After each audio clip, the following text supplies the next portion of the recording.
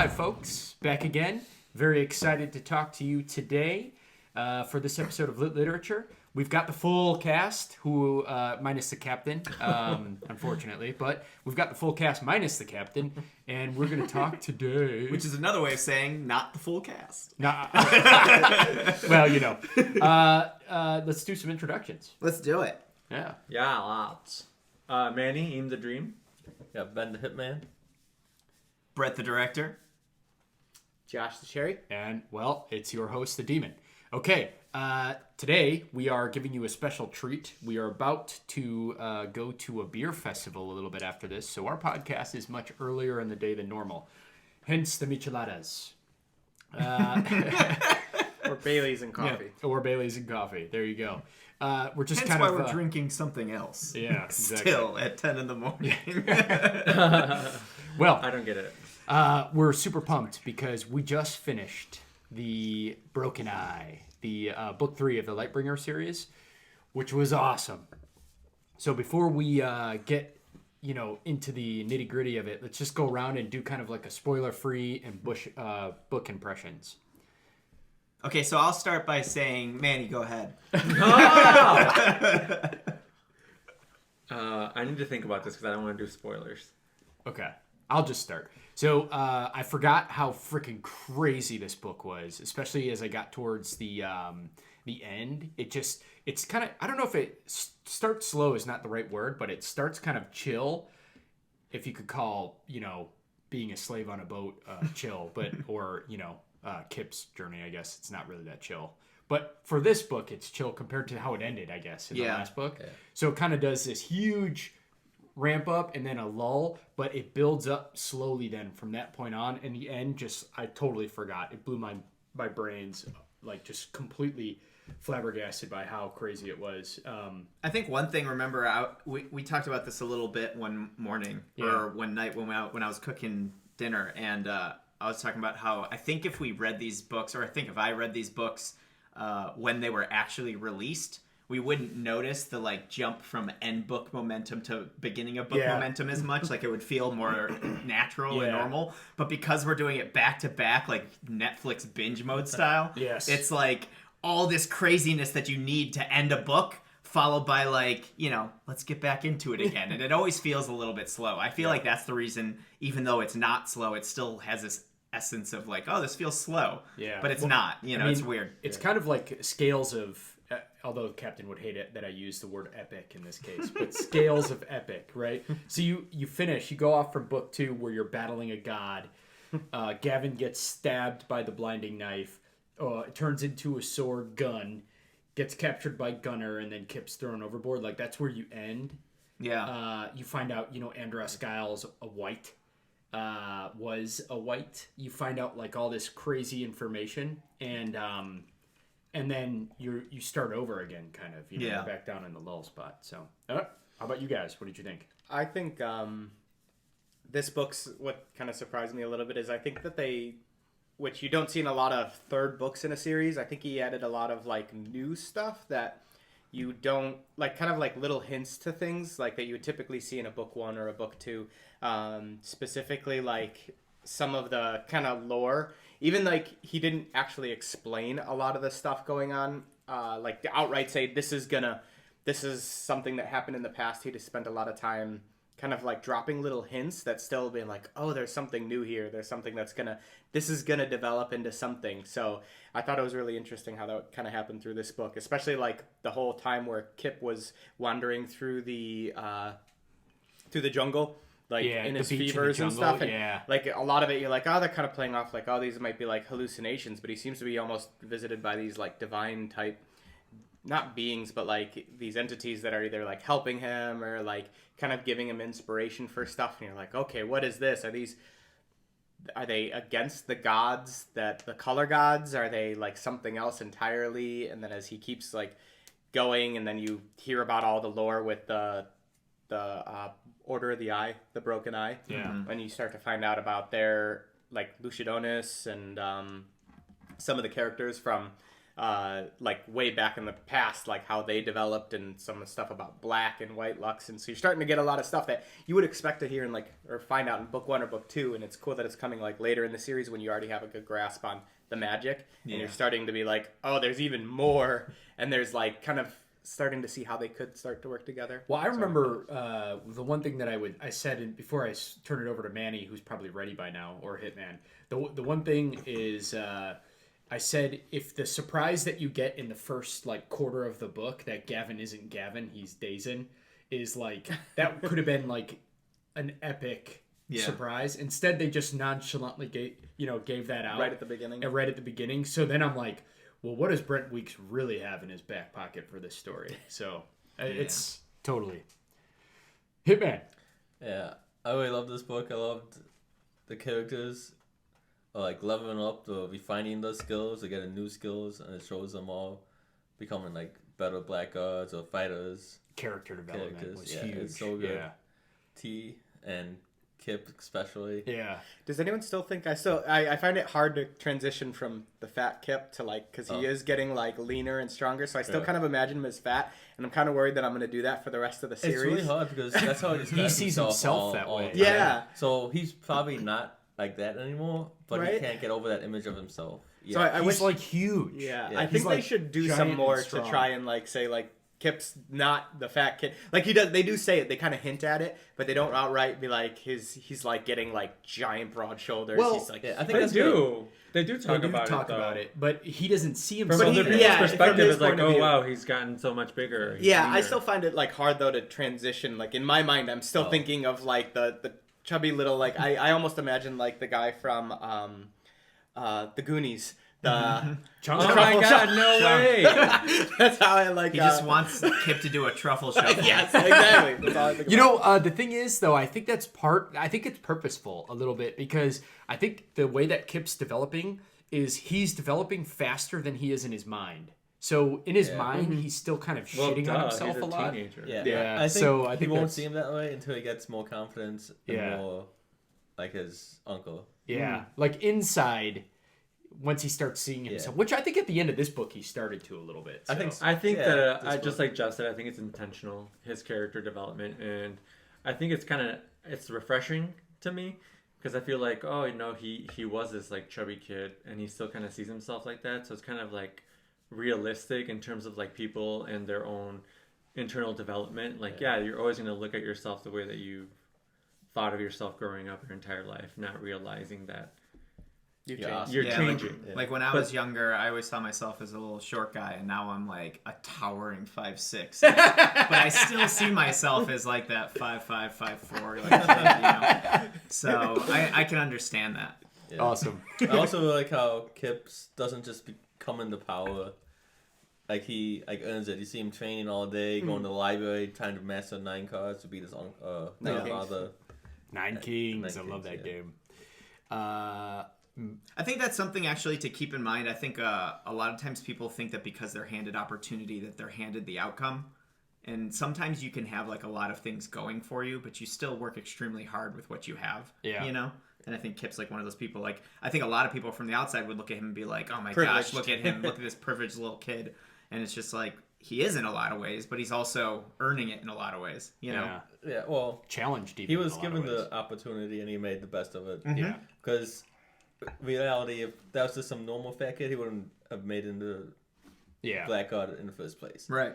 But he was given the opportunity and he just worked his ass off. And he earned Yeah. it. Yeah. And so he did earn it. And I think even remember he got in kind of lucky. He was number 15 or 13, or and they took 12, or was it They 14? was number 15, and they were going to took only take 14. And then that Cruxer? RM broke it, or I think Cruxer broke arm. I think it was his. No, name. it's Yeah, like Aram? he stomped on his Aram? Aram's Yeah, that leg. was it. Yeah, he broke his leg. Broke his leg and Destroyed his knee. Yeah, destroyed it. And the was awesome thing is that you're right. He came in kind of on a lucky shot, but now, like towards the end of this book, he's like one of the better people in the squad. Well, Yeah. and he also kind of earned it. Cruxers and a lot of the other cadets, or I forget what they're called, but a lot of those guys like trust and like respect. Yeah. So it wasn't just like he was like just got lucky by a guy doing that, like by Cruxer doing that. He actually had the respect of those like upperclassmen Yeah, that yeah. stood out for him, and they even recognized like, okay, these guys are just doing it for money, Yeah. too, which isn't respectful. If you guys are wondering what we're laughing off camera, is Godric the Gray is Doing some our Simone house Biles cat, is stuff doing over some there. Simone Biles gymnastics on the weight equipment. So sorry, couldn't stop laughing at that. I have a quick question. Why does your cup say Pike? That's the type of That's coffee. the type of roast. The brand. Oh, okay. I thought Pike's that was roast. the name you gave him. Coffee for Pike, please. Yeah, Pike. Josh is just like, I'm sick of waiting. Yeah, I'm Pike. Yeah. Whatever it is, give it to me. Okay, so Manny, what did you think? I agree with Ben. I think I really like. I don't think that I necessarily think the book started off slow for me, but maybe it's because I finished like the second one and then had kind of like a break. Yeah. Yeah, I started mine the next day. And had a break from it, so I don't think that it started off slow. I think that this book was probably my favorite because the development of the characters was so much more intense and accelerated, and I think it was just the time frame or the timeline in this book was a lot longer than the other ones, which I thought was really cool. There was a lot of different things that I think the author did really well, which was showing the difference in our own struggle, or even maybe our own reflection of ourselves and perception that other people have of us. But he does it in a way where it's not said verbally necessarily from other people, but in actions and little gestures, which I thought was really realistic or real life kind of, which was pretty impressive. Like, definitely one of the best parts of this writing method, I think. Yeah. Cool. Any other comments, or should we dive in?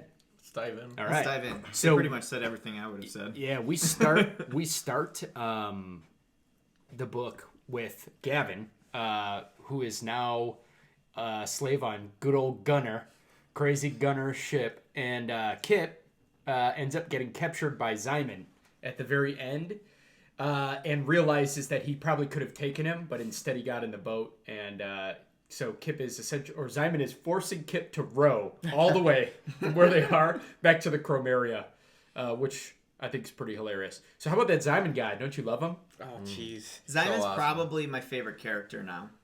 I can really relate with him. I can see that. What an ass. I think He's it's very such an ass. virtuous. Like, you know, like making other people do all the work and Yeah. thinking that you're above them. Mm-hmm. Right? I Yeah. don't know. I I love, feel like he would really help us build a wall. I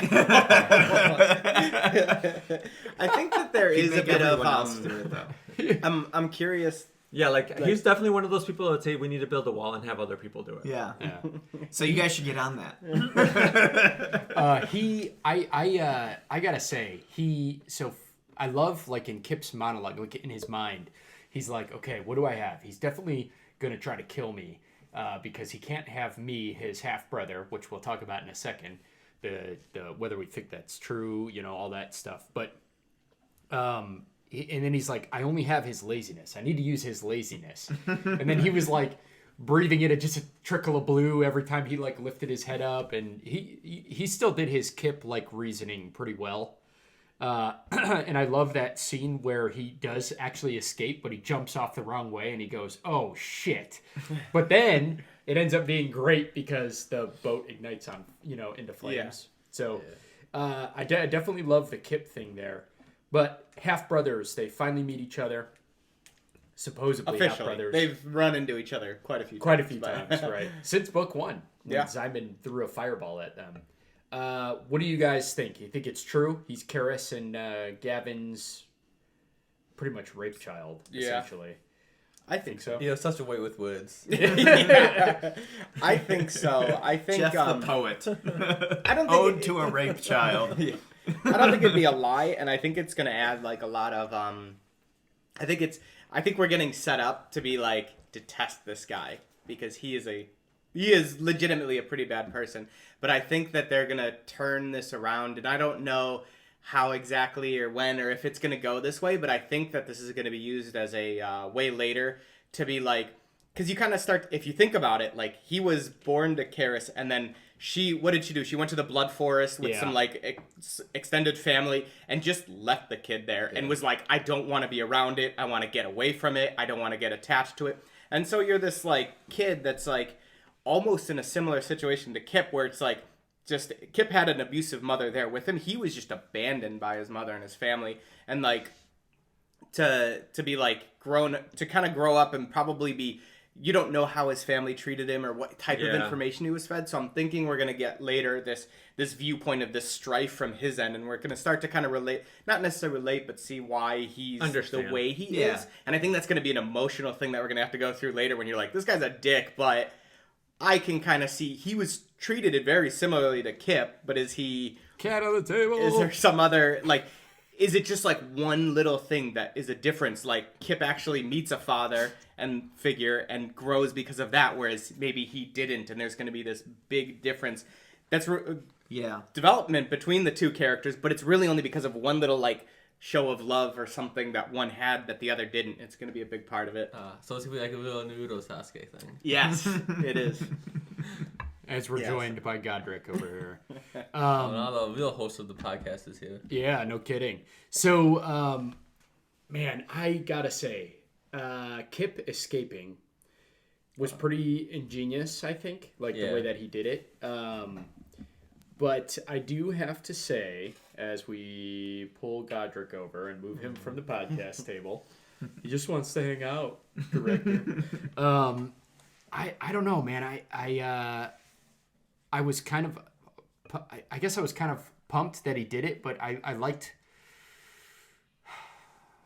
I don't know, I liked how he like used his things to like swim, his magic, you know, he copied the Gavin's they use it like against skimmer and then like swim away really fast. I just wish that he could have got a better strike off against Zymun, obviously. But Zymun's model, I think realistically he really couldn't. Yeah, I guess so. I mean, just escaping from that situation was impressive. I think I agree with you. I think just escaping from that situation. Well, and it's also it's like not a boon, but just how lucky he was that Zymun was immediately like, oh, he must be dead. He went up in the flames, which is awesome. Because that guy's such a cocky little prick, but you know, if he would have survived, he would have been like, I'm going to chase him down and kill him. Yeah. Kip kind of did it to him too, though, didn't he? At the end of like book 1.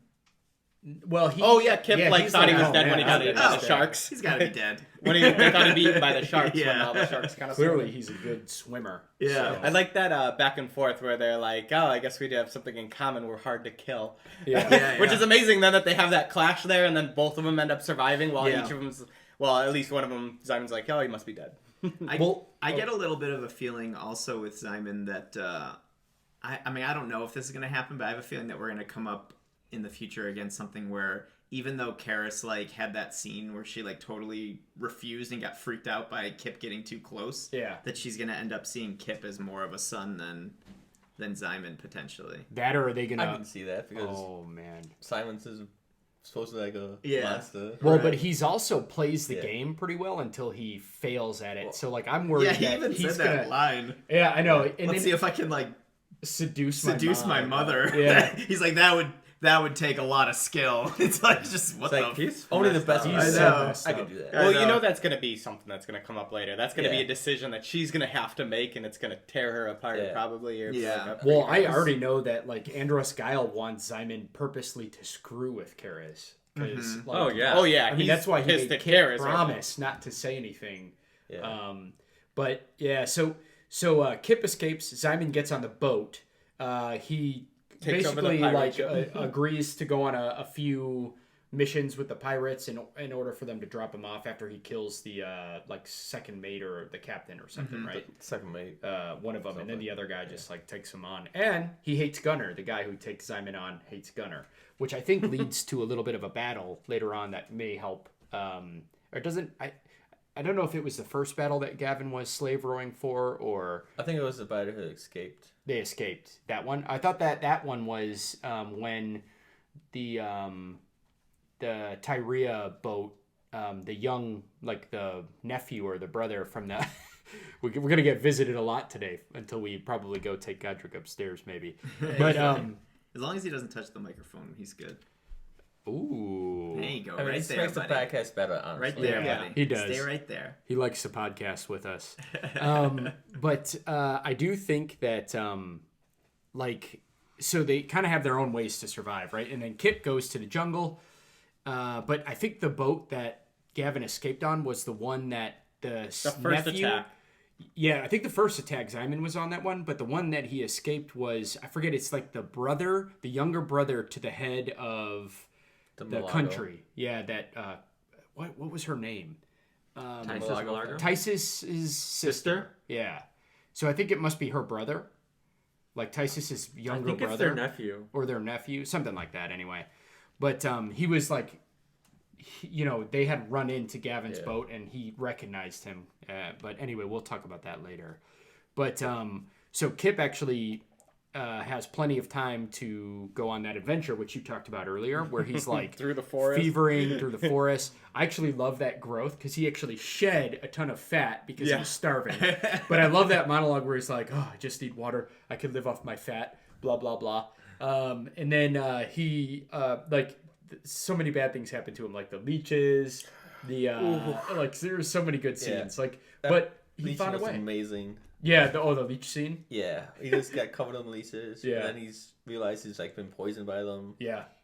And then he like discovers a new skill with the magic. Well, so yeah, he like pumps the Luxin out Luxin, through each one and like peels it yeah, off. he like and looks then inside purifies himself his and he blood. feels it and pops them all off. He seemed to have I think through a lot of that, it felt like he had almost like something guiding him through a lot of this, because maybe it was a bit like intuition, but there were a lot of scenes where they were kind of like, oh, something just come over him, or he's like in a fever dream and he feels like someone's talking to him.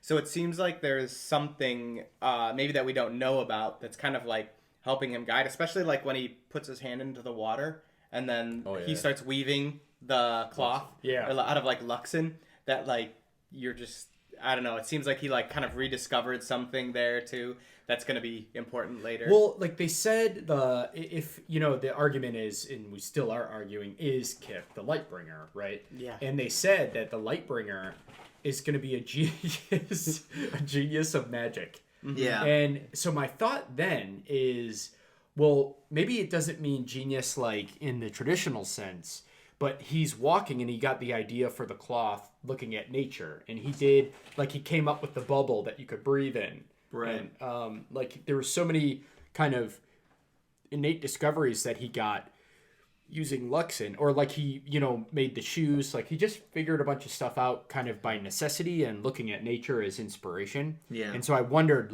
then that you're right, that scene where it describes he like gets in the zone and just like starts making this that like the web weaving between ultraviolet and yellow, right? And so then he's walking around in that yellow cloth or the yellow like cape. He's what is clothed in light? Yeah. So what was that about too? That old lady she's like, I was told to wait for you. Yeah, which is crazy too. So like, is that actually Orlahem, or however you pronounce it? Or Is Holum. Or Holum? Is that, or like, is it something else? Because there are also the point where where Kip kind of wraps himself in the cocoon, and someone's like, I'll protect you. Yeah. And it's like, there's got to be, you kind of get the impression that this is something that's looking over him, but it's not, you don't think it's these like emotion-driven color rights or color gods. Yeah. Like, it feels like there is something besides that. And I think we even get a little bit more that there's other stuff, especially with the libraries. When we get to the library, yeah. So you're just kind of like now like, oh, there's definitely more than just these colors. And I guess even it was alluded to a little bit more with Janice Borg in the previous book with there are other powers, like they're the seer, but that doesn't really necessarily have to do with the colors. And same with the Janice as being truth. What is it she call it? A mirror. A mirror, yeah. So she's able to like reflect back. But I guess you could kind of tie that into. And then you find out that some people can light splitting. Yeah, which like Teia. Yeah. And well, it's weird that I think they said that it was like 1 in 1,000, which I'm like, oh, that's pretty common. But I guess maybe there aren't that many drafters, but like, or maybe they just don't know they can do it. I think a lot of people the don't know they Comedian can do doesn't it. know about it. Yeah. The Order of the Eye does. They do, and it's yeah. 1 in 10 for for draft. parallel drafters. But they said it was like 1 in 1,000 for normal drafters, which I was like, you'd think there'd be a lot of them around, but maybe they just haven't. It's their cousin. They don't know how to Antonius. train it. Cousin Antonius. Thank you, fact checker. Nice to have you back. Awesome. Yeah, but like there's more powers because that slave Ohom on the ship, That he was like a prophet. He could yeah, speak prophet. to Ohom, he said. And you know, he could also be insane, but He could be that insane. was a. He seems to be really right, cool. though. Yeah, Everything he definitely said did was seem to kind be of very right. Right? and so that lady might have had something similar Yeah. that talked to Kip in the forest and was like, oh, he told me he'd come bathe in light. And Yeah.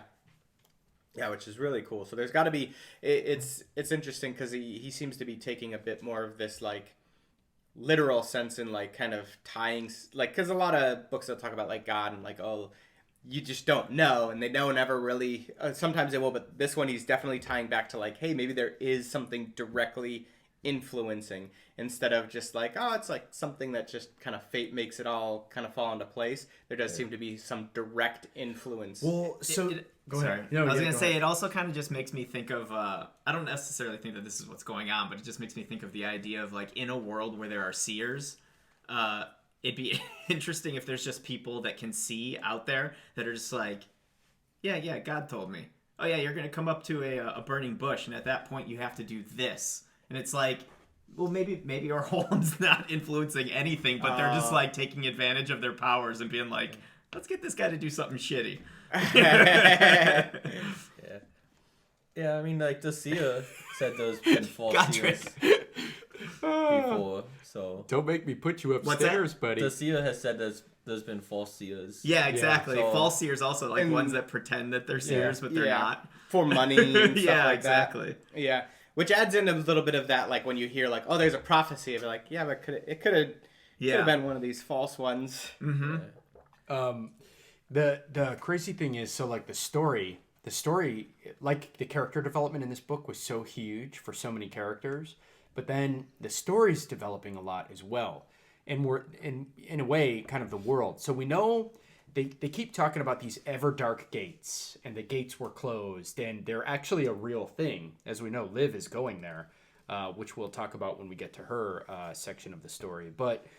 It's crazy because we don't know what these Everdark gates are. We know about there's like other beings. There's definitely something else going on. It's just like I think we're gonna find out kind of the truth around the religion, because the religion is clearly over the several or 1,000 years or whatever, however long Lucidonius was. Ago is kind of like corrupted. Like they're obviously corrupt in a standard way, but they're wrong about a lot of stuff. They have like outdated or things change that lead them to hide certain things. I mean, it's definitely a good mirror of maybe how the Catholic Church was back in the time when they were kind of hiding a lot of things. And like historically. So it's really interesting though, because I feel like we are going to get to find out what really happened with Lucidonius. What really happened? What are these creatures and beings? Because, Maybe they're like angels. We got like demons, a little hint in this book that he was actually part of the Order of the Eye. Yeah, And with then he's- Wait, who is it? Is Lucidonius Dioxeles or whatever? Well, that they other- don't know, but they say the Order of the Eye said that Lucidonius was Diakoptes or Diocles, whatever. Diocles, But he or- remade himself after like. leaving the order. And, like, took on a new name and became. But it said he became corrupted by the Dark Luxon, and like had learned how to use it, and then he became corrupted, and then which is crazy that he then left and founded the whole religion. Chromeria, the the whole, Chromeria, and how the prisms and using the prisms to keep the order and stuff like that. We're gonna which have to seems find weird. more about how that happened, because the Order thinks one thing, the Chromeria thinks another. But we saw some cards where people were turning away from their like tribes and joining Lucidonius, and he didn't seem like a bad person either. Yeah. So it's really interesting because I don't know what the answer is going to be, but I feel like it's not what either side thinks in its whole. But like what towards the end, definitely the Order thinks Kip is what Oh, we yeah. think he is. Oh, yeah. Well, and he even gets called when he visits the one in the library. He gets called whatever that guy's name was before he became Ludosius. Diakoptes. Yeah. I can look up the name, but yeah, he gets called that. So you're like, okay, so he would be like, and the Order believes that.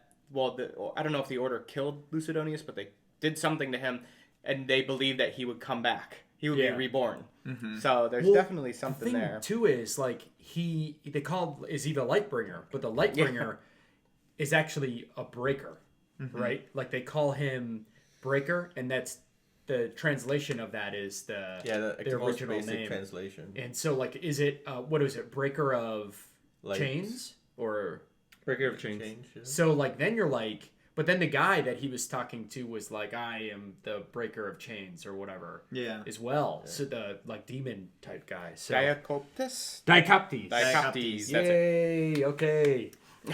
One thing I thought was kind of cool also, we talked about this in Stormlight Archive also, is like I just like this idea of interacting with like these godlike creatures. Yeah. It's like it's almost like bringing them to like a human level, like you That know they what I could mean? be It's like, flawed and they're it's a like- little bit exactly. It's like yeah. I think it's a really cool idea because like for example like the Christian God is such a huge being. Like I can't even imagine like the concept of like sitting in a room and talking to him. You know what I mean? But it's like, what if he was just sitting right there? And I feel like you get a lot of that in like these type of books where you can like have moments where you're like literally just sitting there talking to this larger than life, or at least what's thought to be larger than life. Well, and I think being. part of, like a big reason too is you don't want to make it something relatable, and a lot of times with religion you want it to stay this like enigmatic, like isn't anything on your level. Exactly. When it all of a sudden gets you. put to you in this like human form, Right. you're just like, it becomes more like almost like it brings down its like overwhelming power. You can kind of just be like, oh, this is kind of puts it into a different light and lets you see it differently. So I think that is maybe sometimes a weakness for this, whatever this being was, to present himself as like another person. And you actually kind of find out that he isn't like this omnipotent, obviously, because Kip steals from him. Right. And is able to like kind of maneuver around him. Yeah. So that was really cool. So I feel like I'd even feel that way if like I met like Martin Scorsese, you know? It's like right now it's just like, oh my gosh, he's like the man of filmmaking, and then I meet him and be like, oh, he's just a dude. Yeah. So then Kip makes it back right in time to watch Teia. Well, Teia originally thinks that she's basically Sharp. What's his name? Murder Sharp. Murder Sharp. Master Sharp. Murder Sharp. Creepy asshole. This guy's Ooh. absolutely insane. Anyway, so oh my gosh. Tia's He recruited. makes what's his name? He makes Zymun look like a religious Well, you know what altar though? boy or You something. think about that, but then there's some things about him where he like doesn't cross certain lines. Oh. Our Dude, guest is the whining. scene with Murder Sharp. Is that your cat or is that? The scene with don't know. Murder Sharp and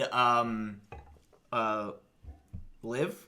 Oh, Teia. No, not Teia. Yeah. Was just so creepy. Where he shows her he can fight, and he's like, Oh my god, so weird. "You almost broke my tooth." Yeah. It He's was like so upset. creepy. Well, how about like the first time he just like knocked it out. Her. Yeah. the first time he sees her and he's like, he paralyzes her and she's on the bed and he's like inspecting her teeth. Yeah. Like looking at each one and then he's like, this is what you need to do to keep your teeth clean. Like, it's just like, holy shit. I know.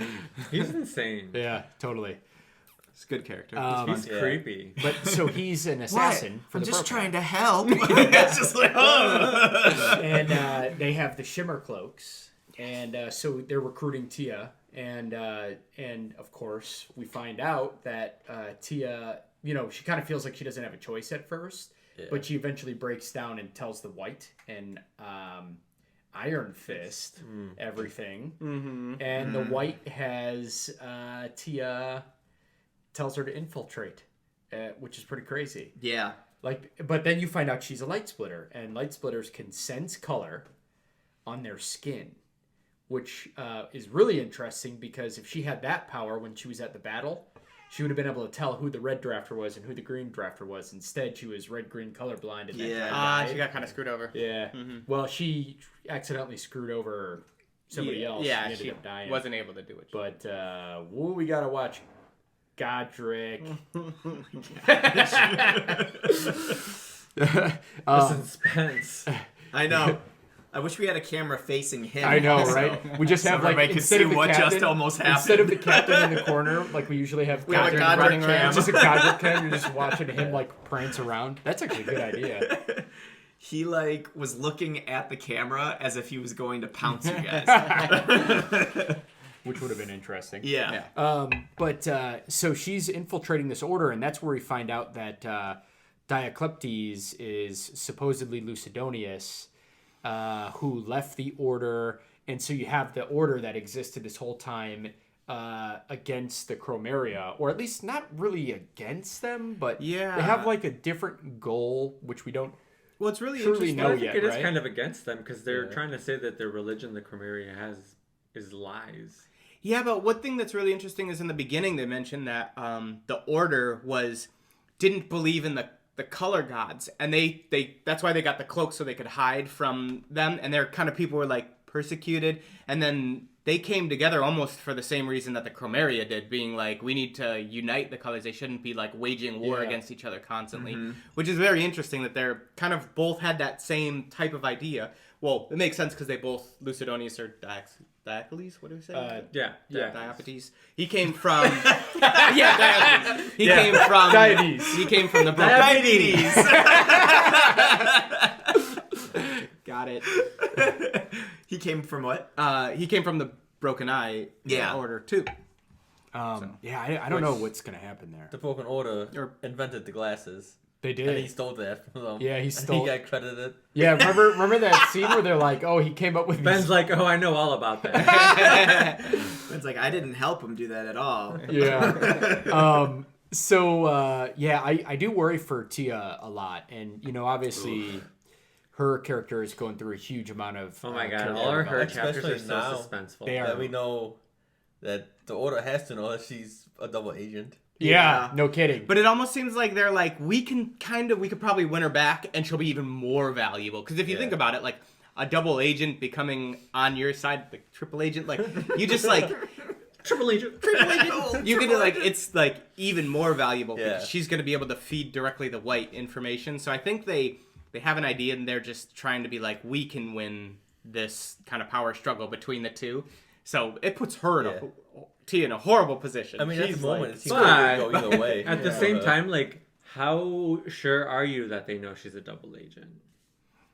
Because the only connection that we know is Iron Fist. Yeah. But at the end of the book, we're not exactly sure. yeah, he does. He might not have seem- said move. Exactly. Yeah. Well, you wonder. That's going to be a big thing through the rest of the book. Probably is like, or the next book is how much did he say? Because there's a lot of stuff that he knew, but you also feel that his whole after the battle against the Green Right, that his whole kind of reintroduction back into religion was legitimate. Correct. Like he started wearing, what is it called, the Gutra. the Gutra.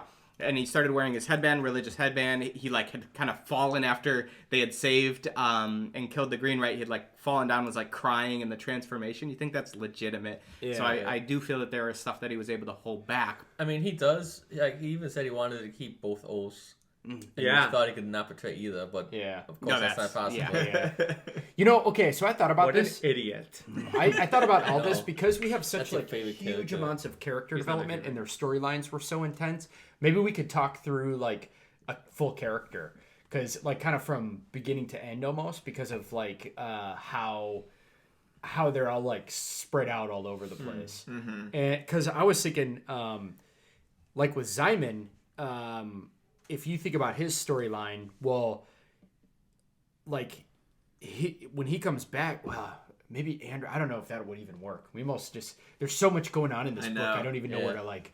And It's like, where do we start? Oh my god! And then, but Before we get I started, mean, we on are that, though, 45 minutes in. We should Yeah, probably right. figure out where we're gonna Yeah. start. yeah, I know. The one part that I really, really enjoyed about this book was the internal conflict I had as a reader between liking and hating Andross Guile. Oh my god. It's Yeah. crazy, right? Let's do Andross. So Andross, the little bastard, was seriously a color white at the end of the last book. Mm-hmm. He broke the straight up. halo. He broke the halo. And he was going insane. And I love that they do this over and over again in the book. But they break the halo and the color prince is like, that doesn't mean you go insane. That doesn't mean you go insane. The reality is every time we've seen it, they just don't notice they're going insane. Yeah. As true insanity would dictate. Like when it's explaining Andross Guile, he's like freaking out in the mirror, trying to like control things, losing his anger, doing all this crazy stuff. And you realize like he doesn't think he's going insane. He just thinks he's like losing control a little bit. Right. They're going insane, man. Yeah. So he was going to actually try to become the Red God before he got pricked by the blinding knife, Blinding knife. which reversed his damage. And we find out later the blinding knife is the artifact that the priests are looking for. Because and they use it to make well, or at least to kill prisms. and or to, make. and to make them. We don't know how that works There yet, was that though. other thing they got at the end of the book too. That was the Black Luxon. No, it was an artifact. Like, it might have been Black It was in the box. Yeah. The Black Luxon is used for some reason as well. Yeah. Probably because it absorbs all the magic or something.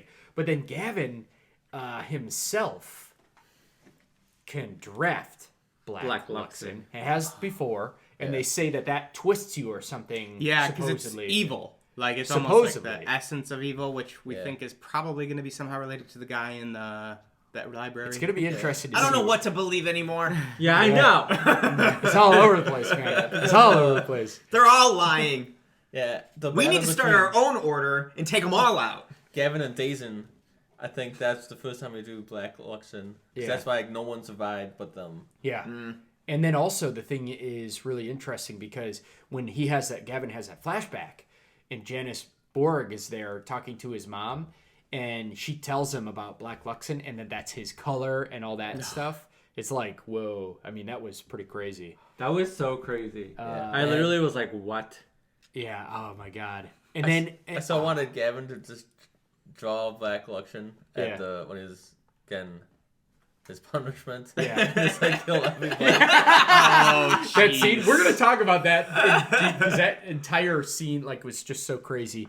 But like so Andross, to Manny's point. He's like Wait, corrupt I think Spider-Man. I'd like to make a Brett bet. Okay. And I want to do a Brett bet of will there be a white and black color god? Ooh, like a color. Like, will one manifest Didn't- as a in the- person? in the, Like, could I Gavin got you. manifest as the Yeah. black color god? Could someone else, maybe Kip or something, Like as a Bane? manifest Yeah. as the white color god? Okay, so like Not necessarily those two people, but will Right. the white or the black have its ever? own color, like Yeah. Will Never- it happen or is it possible? Let's say, will it happen? Either like it doesn't have to be both of them, but even if it's just the black, can the white and the black, will they eventually get a god okay. manifesting?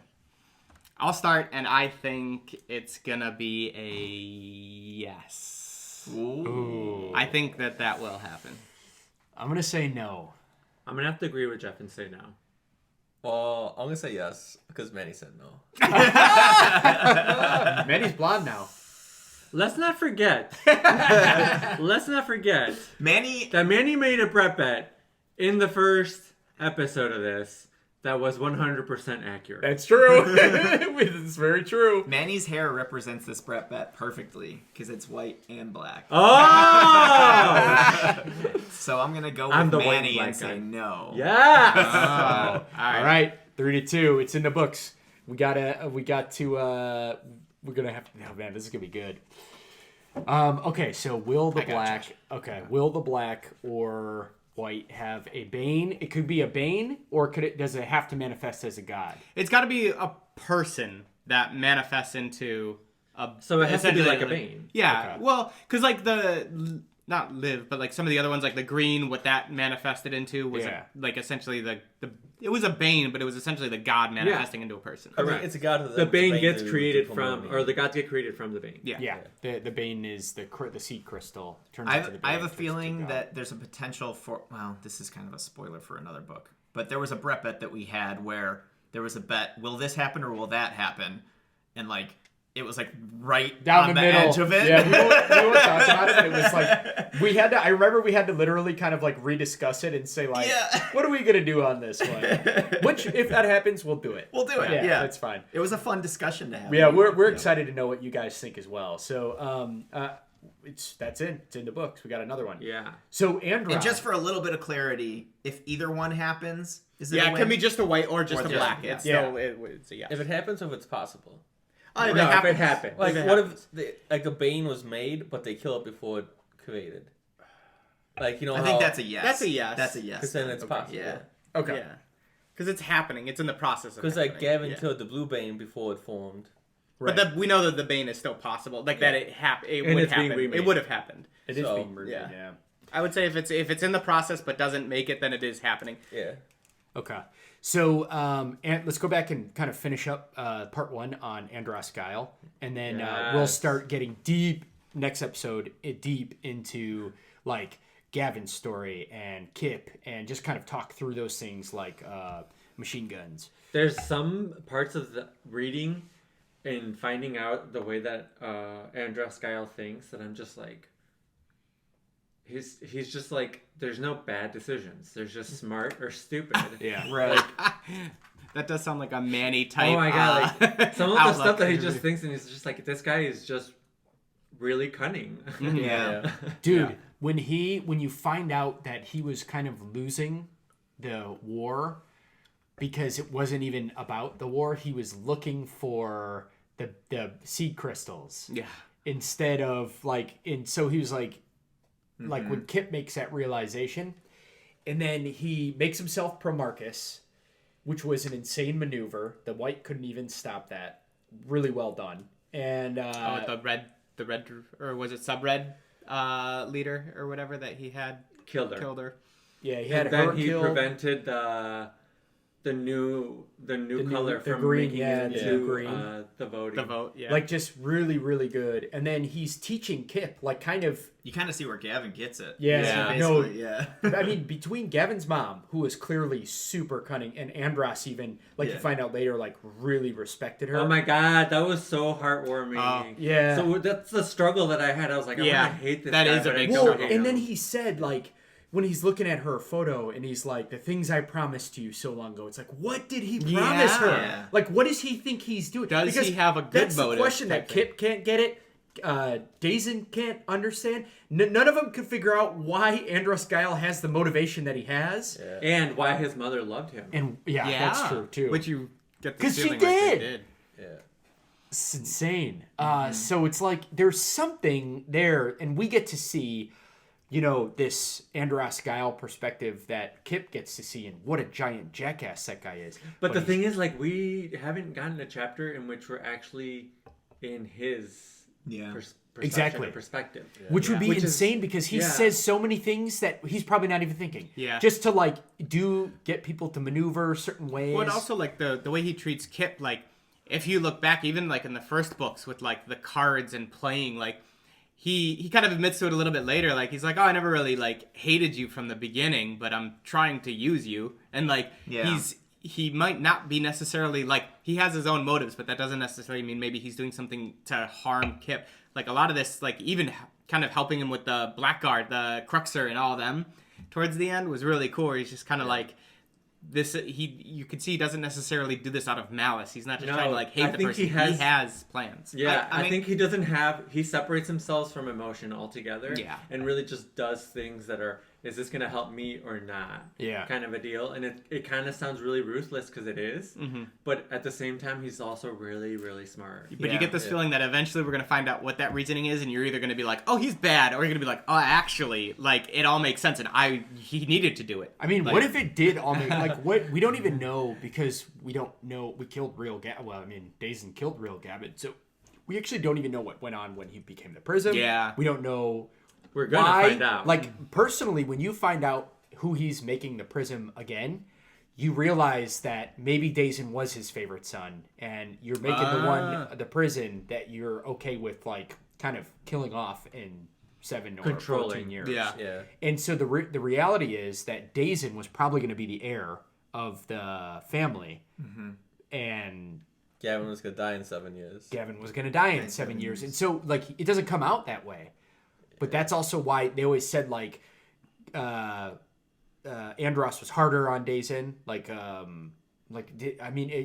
You get the sense that he's hard on Kip. Yeah. But then when he meets Zymun, And you see how he treats him. you're just like, no, he just treats everybody how Like he that, thinks he yeah. needs to. And then you realize that I got the sense that when he told Zymun about Kip, like even though he was saying it to make sure that, like Teia said, like Zymun, that they consider each other their enemies. Their enemies. I got the sense that some of that was true. Oh, like, I agree with that you. That he Yeah. was like, Kip is good. He follows my instructions, and he like. I think there's a little growing respect of the tool. So Yeah. And I think A I little think bit I of agree with you. The whiplash reason going why you on. think you believe the things that he says is because he has that interaction with Kip at one point that says, "I actually kind of like you." yeah. Kind of a deal. I think a lot of it is, and I'm thinking more so like, I don't know, I'm guessing, but I'm thinking like, man, he just pushes everybody, like kind of like, I don't want you to feel like you who are owed anything. Like, I'm gonna tell you how it is at all times and make you work for everything, but also at the same way, I'm gonna push everybody away from me so that my enemies can't use anyone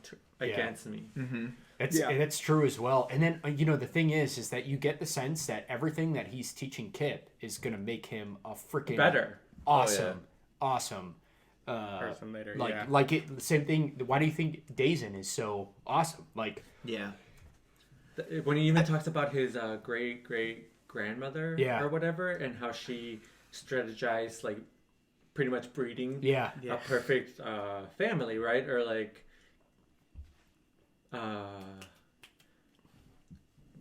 Kip is exactly what they What wanted. is the Lannister.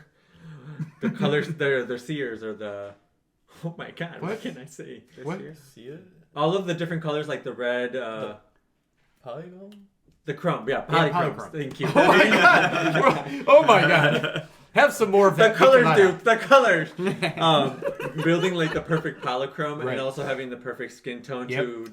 And the Oh, perfect for eyes. Battle, right, yeah, right. eyes for Because Battle. they wanted crazy, like- darker skin, blue eyes, and as many colors as you can use. Yeah. And they did it. I mean, and the amazing Well, thing... look at that.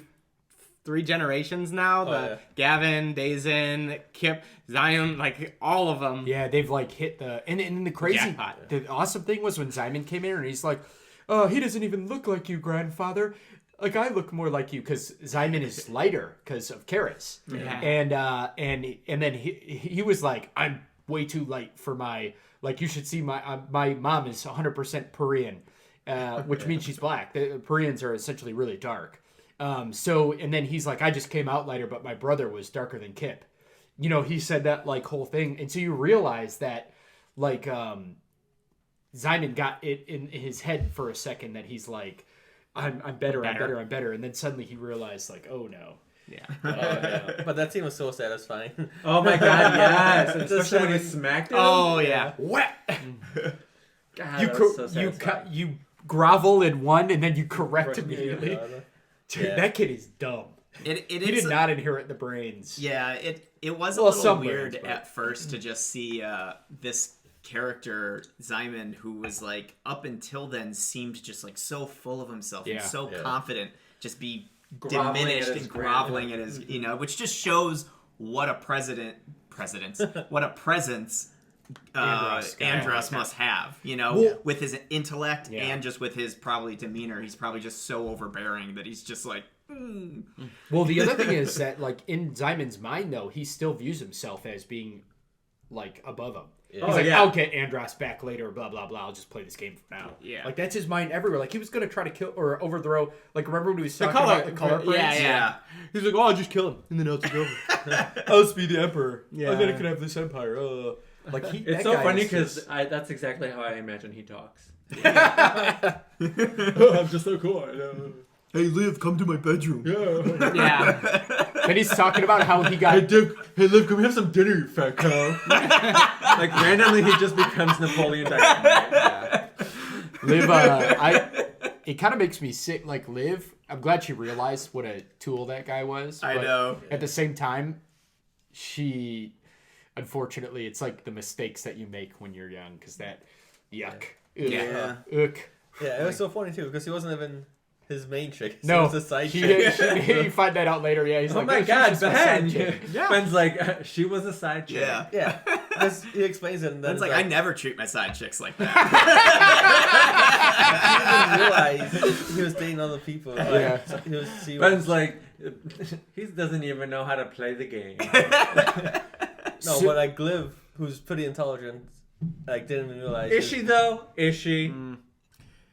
I I think she's fairly intelligent. But we're she's gonna not. She's I love manipulative. that answer. She's got- Is she? Is she's she got though? issues. Yeah. She's got issues. She's intelligent. I agree, but she's got issues. I think she's mentally weak.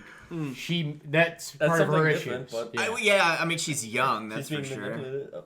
Manipulated. But we'll see. We're gonna talk about Liv though. But for now, like, let's finish Andross for this part. So, like, Andross gives Kip a challenge, basically. First of all, that scene when Kip came back and like played his grandfather, that was awesome. Yeah.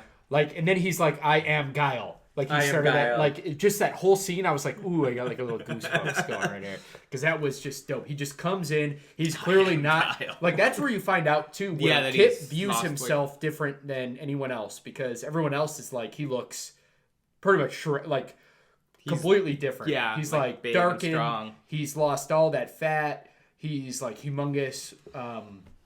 And he's really confident, and he played that. But then when you get in his mind, he like comes out and he's like, "Whew, that was so hard." Yeah, like, that was scary as Like, fuck. that was so scary. But like when you see their perspective, it's awesome. So But at the same time, don't you think that you get that same exact kind of monologue or that dialogue in Dazen when he's talking to himself? Yes. He presents himself Oh, in and such he's a like- yeah, strong manner, and then inside he's like, "I'm a liar." Yeah, like, like, yeah. like you know what I mean? How are you looking up to me? I'm just a liar. Yeah, so I feel like it's so rewarding to see, like, oh, even people who Yeah. put this kind of like confidence on there are definitely still But like, having that. Gavin is internal like that, struggle. but he's also like, I'm a god. Too, Yeah. instead. Well, but I think he like, is. He's, there's a little he's part built of a me- lot of confidence. There's a up, little so. part of me that really wants to see a chapter from Andross's. Yes. I want to see if he has any of that going on. I or if know. He's just like, yeah, he's got it all I've together. this. But I think one of the probably the most satisfying things is like because they constantly do that duality where it's like here's what you think of yourself on your inside, and then this is what you think of everyone else thinks of you. Yeah. I think it's gonna be like the awesome parts are when those two start to meet. When And they that's start when the to- characters yeah. start to believe in themselves and Yeah. start to kind of like. We get it. kind of That's gonna be saw a huge glimpse thing. of that with one of the characters in this book at the end, where she, Oh yeah, we're gonna go Karris. Yeah. Yes, we'll and talk which I Karris think soon. was really cool. But going back to Kip and all of that stuff, I think Kip is awesome. So Yeah. Kip's So awesome. okay, so Andross gives Kip a challenge. He basically says, "Get me the cards and my other cards that your father Yeah. probably stole, and bring them back to me, and I'll make you Prism." I personally believe he was never going to make him Prison. I agree. Prism. And I think he all along. Well, he might have if he had to, but I think he wanted Zymun for that purpose. Personally, because Zymun is a lot. He feels Zymun is a lot easier to control. I think so. Yeah. or he's a lot more predictable. Yeah, predictable is the Yeah. key there. Well, I think So also control because he just doesn't know how to play the game. he doesn't know how to He play doesn't the game. know the yeah. players. He just kept them separated out in the. And he doesn't have alliances like Yeah. Kip does. Yeah. Yeah. So you think? I bet you Zymon's gonna get in some major heat for what he pulled at the Oh end heck! of the Oh yeah, book, for sure. because that just overrode Andross Guile's Plans. Would pretty much. He's like, I'll give you an hour, Yeah, and he had it all now set he's like up. a liar. And he can't. People know him as a liar, but he's also will keep his word. Yeah. He has his honor. Well, he says so. Remember, he says, Yeah. "If I give you my word, I will not break it." Like there's enough lies and everything else that I do that if I have to be honest about my word, then I'll Keep it up. uphold Yeah. it. See, that seems like a bad move. Because then if I was Kip, I'd just be like, Give me your give word. me your word. Yeah. All right, no, fuck you. Yeah. No, he would just say no, and then Then I'd be like, then I'm no. not doing it. and then then he'll no be deal. like, "Oh, by the way, your best friend was shipped off to Bufu land Yeah. and is now a prostitute," Yeah. because that's what he does. Well, I tried. What else you got? I'm just kidding. So Kip does find him though. He finds those cards, which we'll get into when we talk through Kip's story because that was insane. And then I love though when he finds him in the slit in the punching bag, and he's been trying to break that stupid slit open, and forever. they've just been stitching it back up the whole time. Yeah. Not only stitching it, reinforcing it. Yeah. So hilarious. But so Andross, he clearly has these motives. Like, he makes a play to, obviously, for the prism. He wants to control the prism. He's made himself Pro-Marcus. And now, at the end of the book, he's trying to get control of the new White, as he has the old White assassinated with a Peril assassin. So Andross Guile knows more about the Broken Eye than most people do, because he knows they use Peril. He knows about Teia being part of it. We don't know if he knows about Grimwitty or not. Right. But that's we do the part know, I was super confused about. Yeah, we don't know. I don't think he does. Well, because Grimwitty at the end, he even says, like, I can't judge that man. And you could tell that they respect each other. Yeah. Andross Guile and Grimwitty. But like, what you don't understand is how much do they truly know about each other? Because Grimwitty was like, he's gone. You know, the prism's gone, and I can't tell you. I can't tell you. I can't say for sure what he's gonna do. It kind of makes me like once you figure out like who Grimwitty is, although I didn't completely understand who he is, but once you kind of figure out that he's like more important than just Andross' slave, I feel like that's one of the reasons that he was able to survive as Andross' slave, because he's actually like this really pretty powerful guy, important person, and only that person could probably deal with a person like Andross and be like a Well, good enough servant to him that he would last that long. They also say that, like, when Teia's spying on them with the cloak, she says she realizes in their interaction, and remember, Peril makes you like really sensitive to each other's emotions, and she's like, she immediately understood that these two men completely respect each other. They liked each other. Yeah. Because they would smile at each other genuinely. So, I mean, we don't know if Grimwitty, or if Andross knows that Grimwitty's the head of the order, but we do know that he knows Grimwitty is awesome because he's dependent on Grimwitty to get his job done. But clearly, Andross doesn't tell Grimwitty everything. And clearly, Grimwitty doesn't tell Andross everything. Clearly. And at the same time, I'm kind of thinking to myself, like, how did Grimwitty become his slave? And how did Andross not know anything about his past? Mm-hmm. Well, maybe they do know. Like, that's what I'm saying, because he knows about the order. But, like, how much? Maybe Grimwitty's just not the leader. Maybe he's like, I know I have some contacts in the order. Use these guys. Yeah. Like, and he hooked him up with Murder Sharp and that stuff. But, like, we don't even know if Murder Sharp might even know who the head of the order is. Like, they might be so many cloaked in so many layers of secrecy. Especially when you're, like, a spy organization, which they are. Like... Yeah. There's got to be... Nobody trusts anybody. Yeah. It's all going to loop back to Andross. He's the head of the order. Right? And it could be. Well, Andross, like, he's got this motive. It's different than Grimwitty and the Order's motive. And we don't know exactly what it is yet. And it's like... I don't know, man. I'm worried. Because we know Andross basically has Gavin. At the end. Everyone who was around him is dead. He has Gavin, and he allowed the Prism Elect to go through. Unfortunately, Karris doesn't know that yet. Iron Fist figures it out at the end, and also Iron Fist, we find out about his true motive, which we'll talk about next episode. Andross, we've got to figure him out in the next book for sure. I'm thinking next book, and obviously, well, we have to, because there's only 2 more books left. So yeah. I mean, I hardly remember the next book, too, so I'm, like, super excited, because it's going to be, like, rereading it for once. And Josh, you don't think you've read the next book, right? Oh, I remember. I do. You did? Yeah. Okay. It came back a little bit when we were talking about it. It's one of those things where, like, some of the stuff was happening in this book, and I was like, I thought that was next book. Yeah. That's what I kept going through, and then I'm like, okay, there's still stuff that I remember that hasn't happened, so I must have read the next book. So there's, oh, man, it's going to be awesome. We didn't. Yeah, so it's going to be exciting, and then we are going to take a little break, though, from this to obviously do...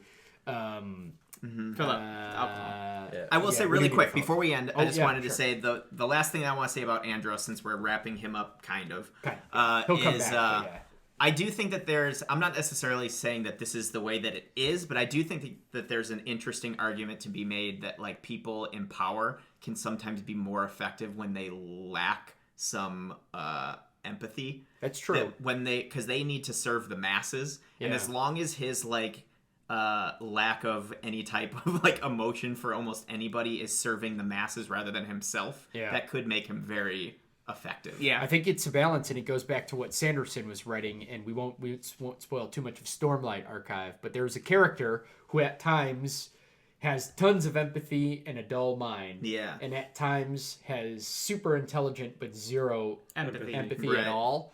And if you're at the extremes, you're not terrible. good, yeah. Like you might as well be locked Right. in a room. Exactly. I think I agree with what Brett is saying.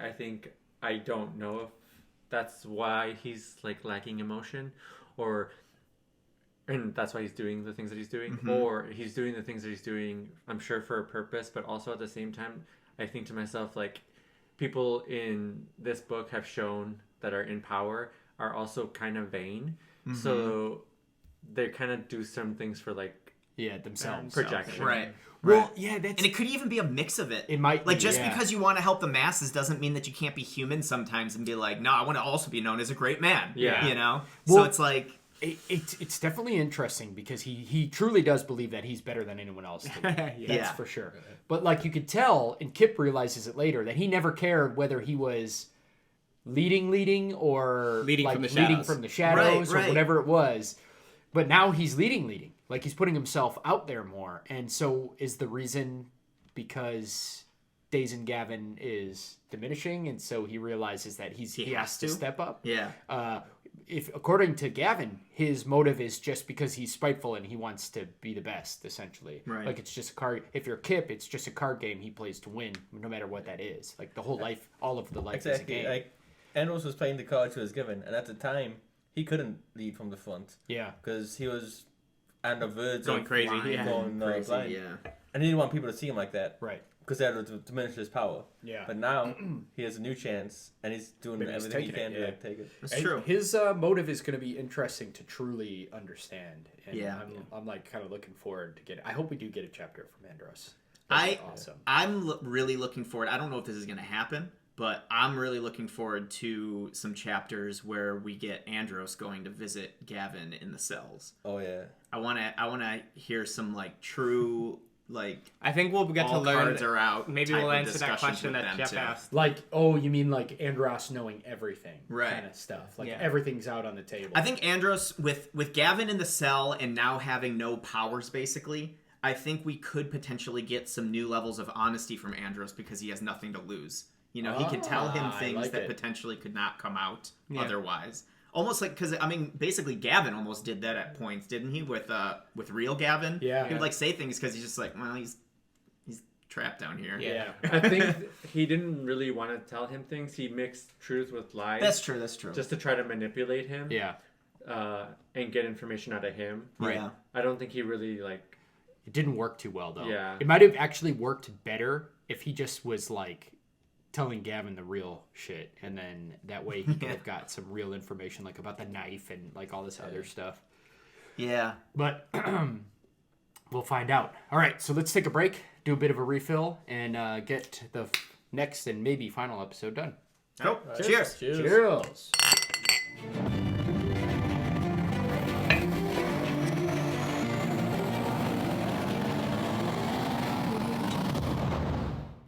Thanks again for joining us for this episode of Lit Literature. If you liked us, please check out our social media at Lit Literature 1 at Facebook, Twitter, and Instagram. And don't hesitate to join in on the conversation. We appreciate the conversation, the questions, book recommendations, anything of that sort. Join in right on the social media websites. And don't forget to check us out at our website, litliterature.com, and our upcoming projects, though there aren't many now besides Lit Literature, you can find at lyket.net, Lyket. We do have a Patreon account, but if you truly want to support us, please like and share. Cheers.